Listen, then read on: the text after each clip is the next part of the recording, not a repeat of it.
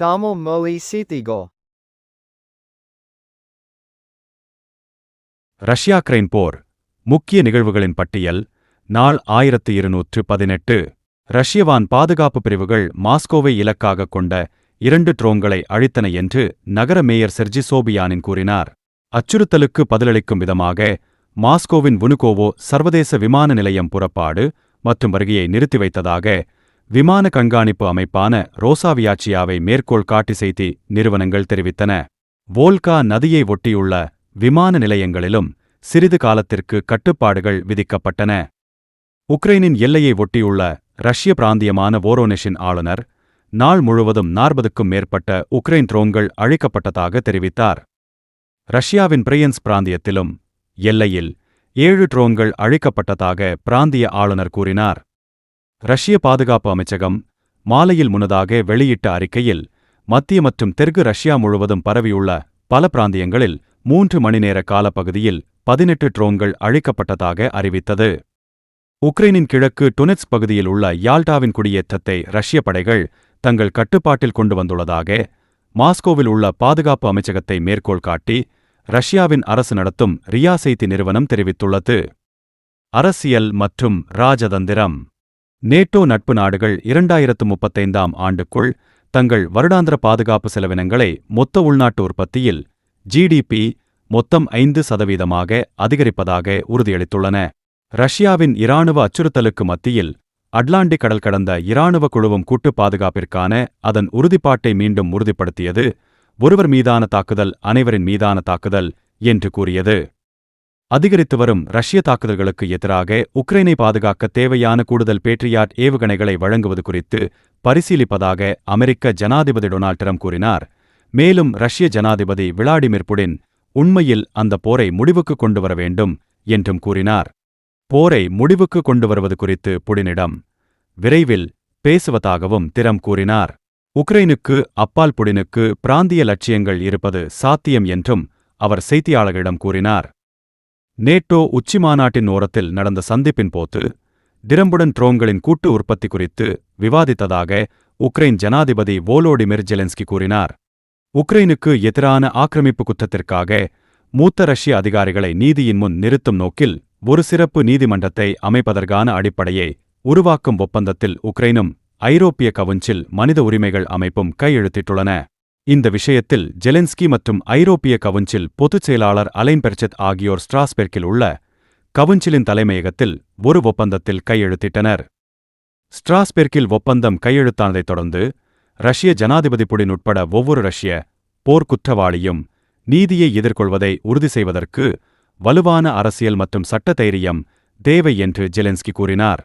America உட்பட NATO முழுவதும் ரஷ்யாவின் படையெடுப்பிற்கு எதிரான போராட்டத்தில் உக்ரைனை வைத்திருப்பதில் முற்றிலும் உறுதிபூண்டுள்ளது என்று கூட்டணியின் பொதுச் செயலாளர் மார்க் ரூத் ஒரு பேட்டியில் தெரிவித்தார்.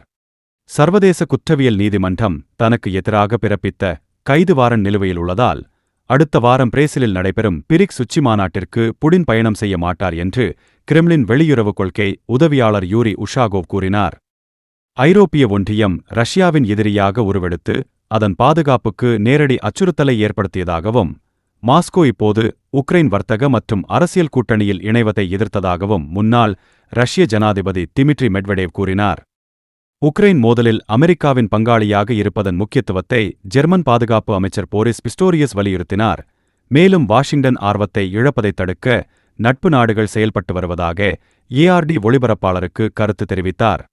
சூனிய வேட்டை.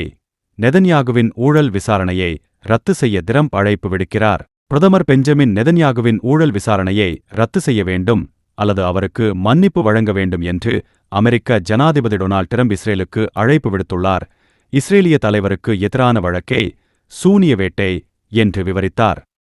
லஞ்சம், மோசடி மற்றும் நம்பிக்கை மீறல் குற்றச்சாட்டுகளில் 2019இல் இஸ்ரேலில் குற்றம் சாட்டப்பட்ட தனது நெருங்கிய இஸ்ரேலிய கூட்டாளியின் சார்பாக ட்ரம்ப் புதன்கிழமை இந்த அழைப்பை விடுத்தார்.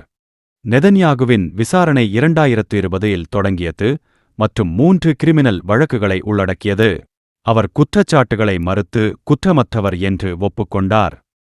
பிபி நெதன்யாகுவின் விசாரணை உடனடியாக ரத்து செய்யப்பட வேண்டும் அல்லது இஸ்ரேல் நாட்டிற்காக இவ்வளவு செய்த ஒரு சிறந்த ஹீரோவுக்கு மன்னிப்பு வழங்கப்பட வேண்டும் என்று டிரம்ப் தனது ட்ரூத் சோஷியல் தளத்தில் இஸ்ரேலிய தலைவரின் புனைப்பெயரை பயன்படுத்தி எழுதினார்.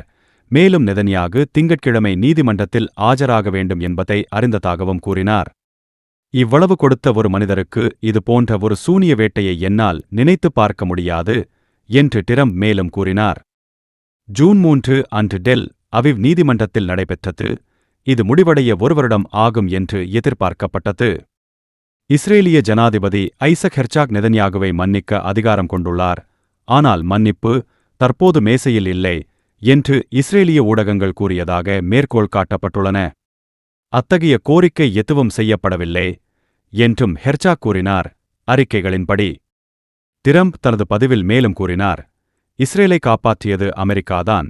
இப்போது பிபி நெதன்யாகுவை காப்பாற்றுவது அமெரிக்காவாகத்தான் இருக்கப் போகிறது.